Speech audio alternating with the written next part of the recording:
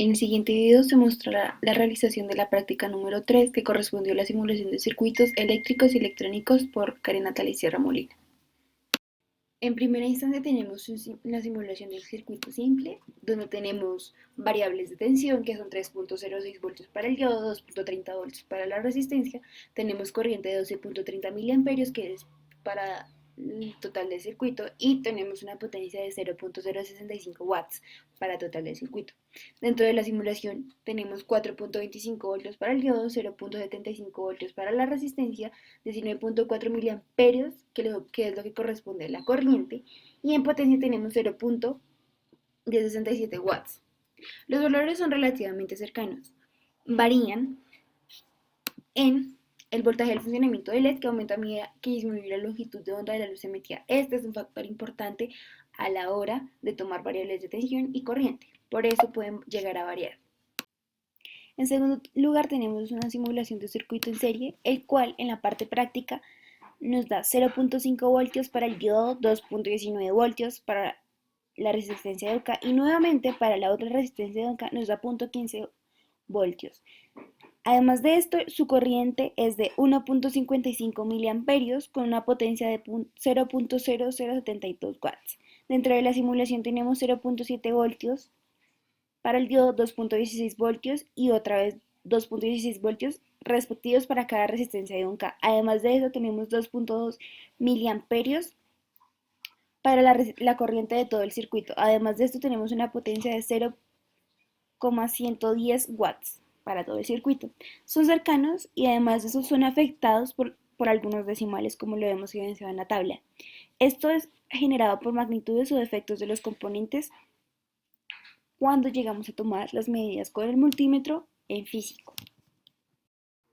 En la simulación de un circuito en paralelo, encontramos en esta ocasión que los valores están alejados, y esto se debe a que el diodo puede diferenciarlos ya sea por la longitud de onda, puede incidir también su resistencia e inclusive el lugar de fabricación. Además de esto,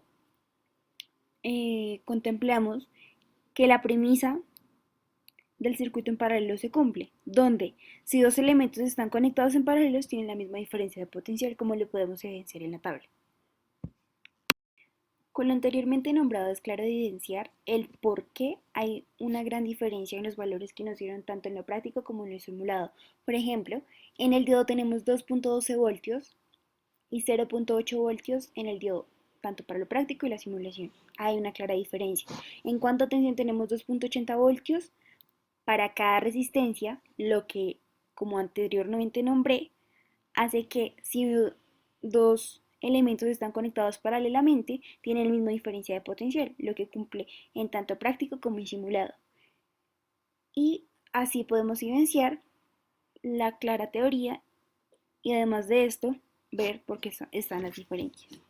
Continuamos con la carga y descarga del condensador. El tiempo de carga y descarga es equivalente. Sin embargo, el periodo puede alterar el tiempo de onda representado. De esta manera vemos que en tanto como lo simulado y lo práctico crece y decrece logarítmicamente. Así que es correspondiente al modelo de carga y descarga del condensador. Las imágenes adjuntas pueden demostrar lo que anteriormente dije. La onda de corriente alterna más común es la onda sinusoidal. Lo podemos evidenciar en la imagen que está puesta, ya que se consigue representar a su vez un tiempo continuamente variable. Podemos encontrar también ondas periódicas, como triangulares o cuadradas. Se suele pensar que las ondas periódicas solo son las sinusoidales, pero periódico se refiere a que hay periodicidad respecto al tiempo. Inicialmente tenemos una amplitud de 5 voltios y una frecuencia de 400 Hz, inclusive donde dice sine se puede evidenciar. En la onda triangular podemos cambiarla, donde tiene que ser simétrica, suele ser simétrica. Con esto se refiere a que el time rise y el time falls son iguales, es decir, el tiempo de caída y el tiempo de subida. Y a diferencia de la onda sinusoidal y la onda triangular, en la onda cuadrada alterna su valor va de extremo a extremo sin pasar por medios. Esta es la gran diferencia a las que anteriormente ya fueron nombradas, que son la triangular y la sinusoidal. El offset es una señal que se define como el nivel de continua que se le suma una señal alterna. En este caso tenemos una onda sinusoidal de 5 voltios de amplitud. Además de eso tenemos 1.2 de desfase y tenemos pi de periodo con una frecuencia de 1000 Hz. Por último tenemos la simulación de un circuito con desfase de señales. Se grafica una fuente de tensión de amplitud de 5 voltios y un periodo de pi. Obtenemos la representación gráfica de la señal de la fuente junto a la representación de la resistencia. Hay un desfase y lo podemos comparar con la función seno. Recordemos que el desfase es la diferencia entre sus dos fases.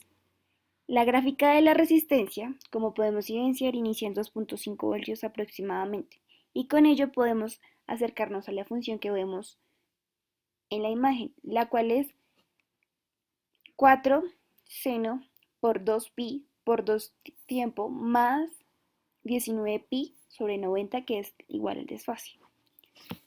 Eso es todo. Muchas gracias.